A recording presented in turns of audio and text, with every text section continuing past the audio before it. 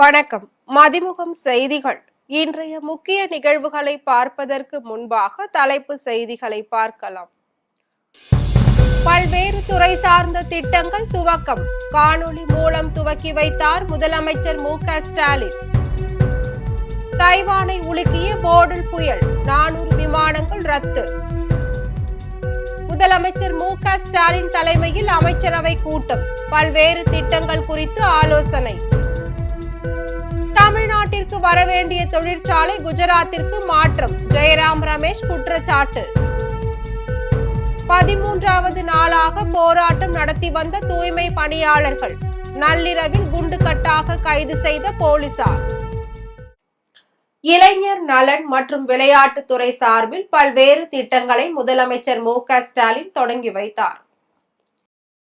சென்னை தலைமை செயலகத்தில் இளைஞர் நலன் மற்றும் விளையாட்டு மேம்பாட்டுத்துறை சார்பில் புதுக்கோட்டை, திருப்பத்தூர் மற்றும் திருப்பூர் மாவட்டங்களில் 9 கோடி ரூபாய் செலவில் கட்டப்பட்டுள்ள 3 சிறு விளையாட்டு அரங்கங்கள், தென்காசியில் 15 கோடி ரூபாய் செலவில் பல்வேறு விளையாட்டு வசதிகளுடன் கட்டப்பட்டுள்ள விளையாட்டு வளாகம், சென்னை, திருச்சி, மதுரை, கடலூர் மற்றும் திருநெல்வேலி ஆகிய இடங்களில் 6 கோடியே 38 லட்சம் ரூபாய் செலவில் கட்டப்பட்டுள்ள 5 பாரா விளையாட்டு மைதானங்கள், கோவில்பட்டியில் 7 கோடி ரூபாய் செலவில் கட்டப்பட்டுள்ள ஹாக்கி விளையாட்டு மாணவர்களுக்கான முதன்மை நிலை மையம் ஆகியவற்றை முதலமைச்சர் காணொலி வாயிலாக திறந்து வைத்தார்.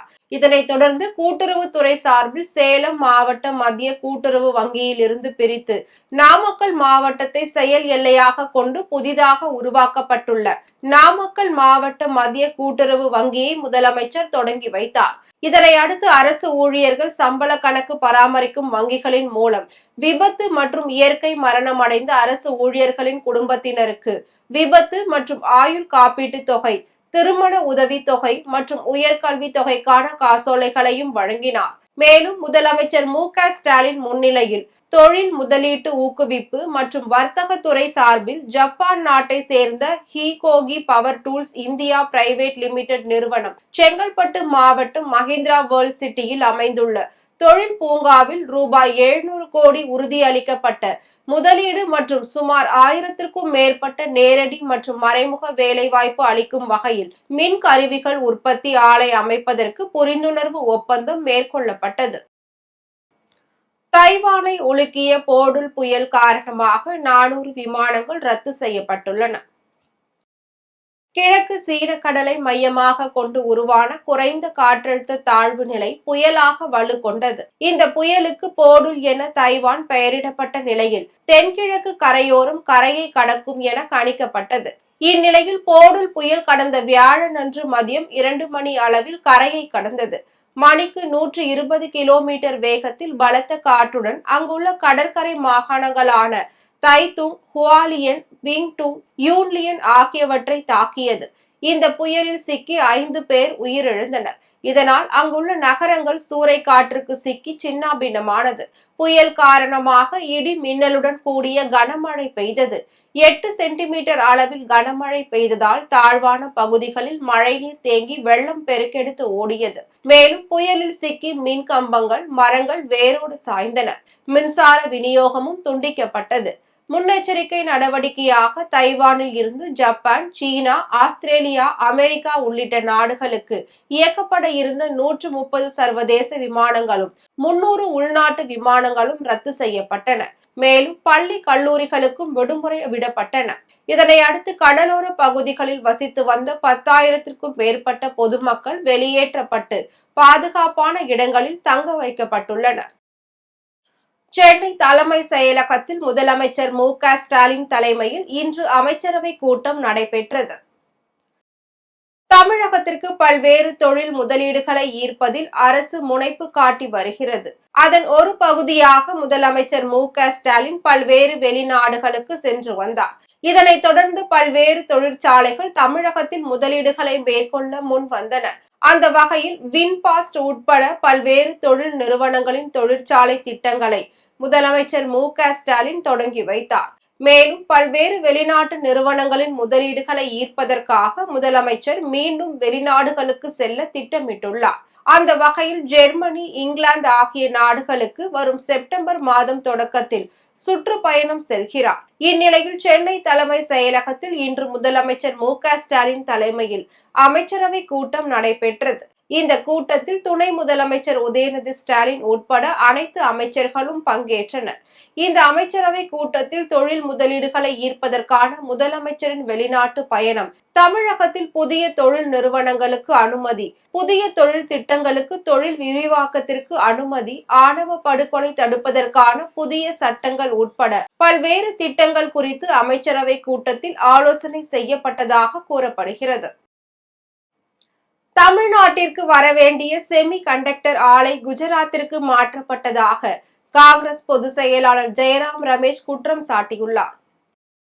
இது தொடர்பாக ஜெயராம் ரமேஷின் சமூக வலைதள பதிவில், மோடி அரசு நாட்டில் 4 செமி கண்டக்டர் உற்பத்தி திட்டங்களுக்கு பச்சை கொடி காட்டியுள்ளதாக குறிப்பிட்டுள்ளார். விரிவான வேலைகளை செய்த பிறகு தனியார் நிறுவனம் தெலுங்கானாவில் ஒரு திட்டத்திற்கான விண்ணப்பத்தை சமர்ப்பித்திருந்ததாகவும், இது ஆந்திராவிற்கு இடம்பெயர வேண்டும் என்ற நிபந்தனையின் பேரில் அங்கீகரிக்கப்பட்டதாக சுட்டிக்காட்டியுள்ளார். வெகு காலத்திற்கு முன்பே இது போன்ற இடமாற்றம் கட்டாயப்படுத்தப்பட்டது என்று கூறிய அவர், 2 செமி கண்டக்டர் உற்பத்தி திட்டங்கள் அவற்றின் முன்மொழியப்பட்ட இடத்தை தெலுங்கானாவில் இருந்து குஜராத்திற்கு மாற்ற வேண்டிய கட்டாயம் ஏற்பட்டதாக நினைவு கூர்ந்தார். அதேபோல் தமிழ்நாட்டிற்காக திட்டமிடப்பட்ட மற்றொரு தொழிற்சாலை குஜராத்திற்கு மாற வேண்டும் என்ற நிபந்தனையின் பேரில் ஒப்புதல் பெற்றதாக ஜெயராம் ரமேஷ் குற்றம் சாட்டியுள்ளார். பாஜக மற்றும் அதன் கூட்டணி கட்சிகள் ஆளும் மாநிலங்களில்தான் தொழிற்சாலைகளை தொடங்க வேண்டும் என மோடி அரசு மிரட்டுகிறது என ஜெயராம் ரமேஷ் கூறியுள்ளார்.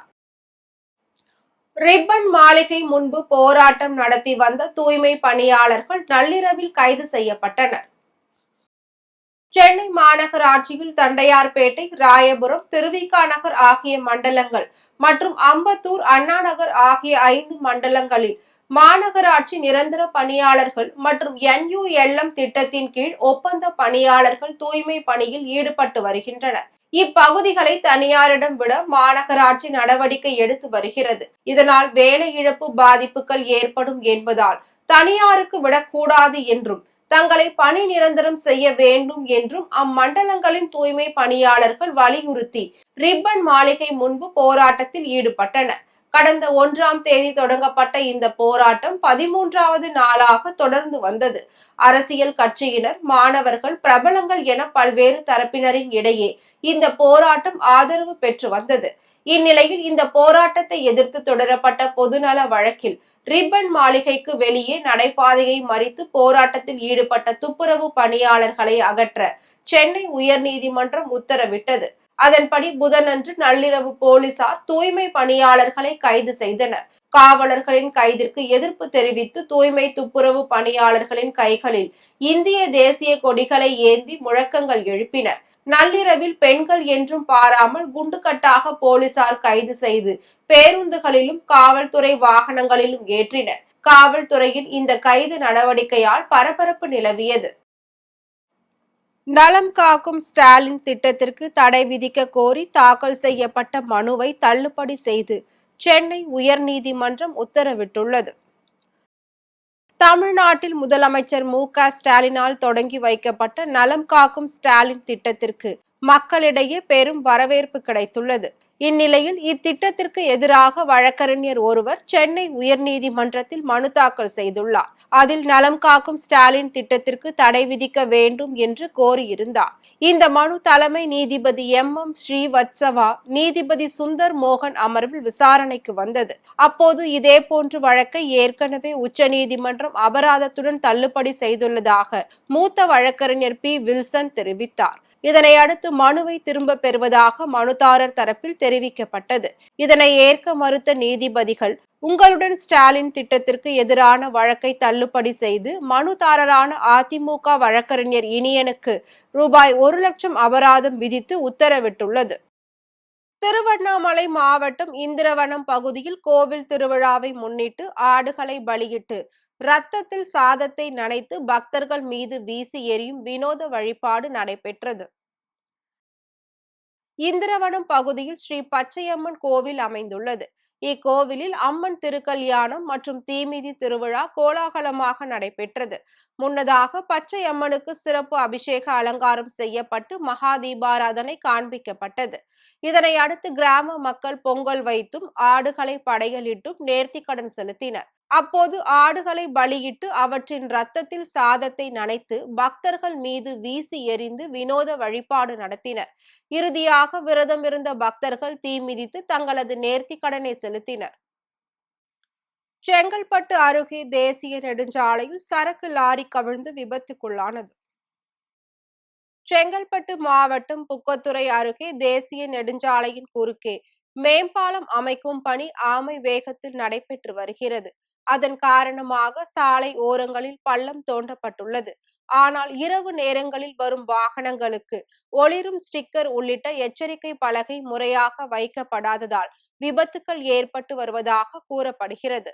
இந்நிலையில் சென்னையில் இருந்து பெரம்பலூர் பகுதியில் உள்ள டயர் தொழிற்சாலைக்கு ரப்பர் ஏற்றி சென்று கொண்டிருந்த கனரக லாரி ஓட்டுநரின் கட்டுப்பாட்டை இழந்து சாலையிலேயே கவிழ்ந்து விபத்துக்குள்ளானது. அதன் காரணமாக சுமார் 5 கிலோமீட்டர் தொலைவிற்கு கடும் போக்குவரத்து நெரிசல் ஏற்பட்டதால் வாகன ஓட்டிகள் கடும் அவதிக்கு உள்ளாகினர். மயிலாடுதுறை அருகே துர்க்கையம்மன் ஆலயத்தில் 108 திருவிளக்கு பூஜை வெகு சிறப்பாக நடைபெற்றது. மயிலாடுதுறை மாவட்டம் சேந்தங்குடி பகுதியில் பழமை வாய்ந்த துர்கா பரமேஸ்வரி ஆலயம் அமைந்துள்ளது. இவ்வாலயத்தில் ஆடி மாதத்தை முன்னிட்டு 25ஆம் ஆண்டு திருவிளக்கு பூஜை சிறப்பாக நடைபெற்றது. இதில் ஏராளமான பெண்கள் கலந்து கொண்டு குழந்தை வரம் வேண்டியும் நோய் நொடியின்றி வாழவும் வேண்டி 108 நாமங்களை கூறி குங்கும அர்ச்சனை செய்து வழிபாடு நடத்தினர். பின்னர் சிறப்பு அலங்காரத்தில் எழுந்தருளிய துர்க்கை அம்மனுக்கு மகா தீபாராதனை காண்பிக்கப்பட்டது. திருப்பூரில் சுதந்திர தினத்தை முன்னிட்டு காவல்துறையினரின் அணிவகுப்பு ஒத்திகை நடைபெற்றது. நாளை இந்தியா முழுவதும் 79வது சுதந்திர தினம் வெகு விமர்சையாக கொண்டாடப்பட உள்ளது. இந்நிலையில் திருப்பூர் மாவட்ட நிர்வாகம் சார்பில் கல்லூரி சாலையில் உள்ள சிக்கண்ணா அரசு கலை கல்லூரி மைதானத்தில் சுதந்திர தின விழா நடைபெற உள்ளது. இதில் மாவட்ட ஆட்சியர் மணிஷ் நாரவணரே கலந்து கொண்டு தேசிய கொடியை ஏற்றி வைக்கிறார். மேலும் காவல்துறையினரின் அணிவகுப்பு நிகழ்ச்சியும் நடைபெற உள்ளது. இந்நிலையில் அதற்கான ஒத்திகை நிகழ்ச்சி மாவட்ட காவல் கண்காணிப்பாளர் யாதவ் கிருஷ் தலைமையில் நடைபெற்றது. நாமக்கல் மாவட்டம் ராசிபுரம் அருகே லயோலா கலை மற்றும் அறிவியல் கல்லூரியில் 11ஆம் ஆண்டு விளையாட்டுப் போட்டிகள் நடைபெற்றது.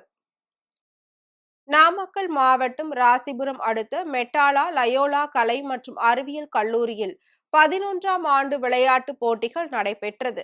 இப்போட்டியை ஆத்தூர் வட்டார அருட்தந்தை அருளப்பன் மற்றும் ராசிபுரம் துணை காவல் கண்காணிப்பாளர் விஜயகுமார் ஆகியோர் கலந்து கொண்டு போட்டியை துவக்கி வைத்தனர். தொடர்ந்து கைப்பந்து, ஓட்டப்பந்தயம், கால்பந்து மற்றும் உள்விளையாட்டு போட்டிகள் என பல்வேறு போட்டிகளும் நடைபெற்றது. இறுதியாக போட்டியில் வெற்றி பெற்ற மாணவ மாணவிகளுக்கு பரிசுகள் மற்றும் சான்றிதழ்கள் வழங்கப்பட்டது. புதுக்கோட்டை மாவட்டம் புதுப்பட்டி அருகே கோவிலில் ஏற்பட்ட தகராறில் காயமடைந்த நபர் சிகிச்சை பலனின்றி உயிரிழந்த நிலையில் இருவர் கைது செய்யப்பட்டனர். புதுப்பட்டி அருகே தேனிப்பட்டியை சேர்ந்தவர் பாண்டியராஜன். இவர் கடந்த 3ஆம் தேதி ஐயனார்பட்டி கிராமத்தில் உள்ள கருப்பாயி அம்மன் கோவிலில் நடந்த பூஜைக்கு சென்றுள்ளார். அப்போது இருசக்கர வாகனம் நிறுத்தும் இடத்தில் நிறுத்தி வைக்கப்பட்டிருந்த கணேசன் என்பவரது இருசக்கர வாகனத்தில் பாண்டியராஜன் அமர்ந்திருந்ததாக கூறப்படுகிறது. இதனால் பாண்டியராஜனுக்கும் கணேசனுக்கும் இடையே தகராறு ஏற்பட்டுள்ளது. அப்போது கணேசன் மற்றும் மனோகர் ஆகிய இருவரும் பாண்டியராஜனை தாக்கியதில் பலத்த காயமடைந்தார். இதனை அடுத்து திருச்சியில் உள்ள தனியார் மருத்துவமனையில் சிகிச்சைக்காக அனுமதிக்கப்பட்டிருந்த பாண்டியராஜன் சிகிச்சை பலனின்றி உயிரிழந்தார். இந்நிலையில் பாண்டியராஜனை கொலை செய்தவர்களை கைது செய்ய வலியுறுத்தி அவரது உறவினர்கள் புதுப்பட்டியில் சாலை மறியல் போராட்டத்தில் ஈடுபட்டனர். இதனை அடுத்து கணேசன் மற்றும் மனோகர் ஆகிய இருவரையும் கைது செய்து சிறையில் அடைத்தனர். தங்கம் விலை சவரனுக்கு 40 ரூபாய் குறைந்து 74,320 ரூபாய்க்கு விற்பனையாகிறது. தங்கம் விலை தொடர்ந்து ஏற்ற இறக்கத்துடன் காணப்பட்டு வருகிறது. அதன்படி கடந்த 8ஆம் தேதி ஒரு சவரன் 75,000 தாண்டி விற்பனையானது. இதனைத் தொடர்ந்து தங்கம் விலை சற்று குறைய தொடங்கியது. இந்நிலையில் தங்கம் விலை இன்று எவ்வித மாற்றமும் இன்றி விற்பனையாகிறது. அதன்படி சென்னையில் 22 கேரட் ஆபரண தங்கத்தின் விலை கிராமிற்கு 9,290 ரூபாய்க்கும் சவரனுக்கு 74,320 ரூபாய்க்கும் விற்பனை செய்யப்படுகிறது. மேலும் வெள்ளியின் விலை கிராமிற்கு 1 ரூபாய் உயர்ந்து 1 கிராம் வெள்ளியின் விலை 127 ரூபாய்க்கும் 1 கிலோ வெள்ளியின் விலை 1,27,000 ரூபாய்க்கும் விற்பனை செய்யப்படுகிறது. உக்ரைனுக்கு எதிரான போரை நிறுத்த புதின் சம்மதிக்கவில்லை என்றால் மிக கடுமையான விளைவுகளை சந்திக்க வேண்டியிருக்கும் என ட்ரம்ப் எச்சரிக்கை விடுத்துள்ளார். உக்ரைனுக்கு எதிராக ரஷ்யா தொடுத்து வரும் போரானது 3 ஆண்டுகளுக்கும் மேலாக நீடித்து வருகிறது. இந்நிலையில் அமெரிக்க அதிபராக ட்ரம்ப் பொறுப்பேற்ற பின்னர் இரு நாடுகளிடையேயான போரை முடிவுக்கு கொண்டு வரும் முயற்சியில் ஈடுபட்டு வருகிறார். இந்த விவகாரத்தில் புதின் சற்று இறங்கி வந்துள்ளார். அதன்படி அமெரிக்காவின் அலாஸ்கா மாகாணத்தில் வருகிற 15ஆம் தேதி அமெரிக்க அதிபர் ட்ரம்ப் மற்றும் ரஷ்ய அதிபர் புதின் நேரில் சந்தித்து பேசுகின்றனர்.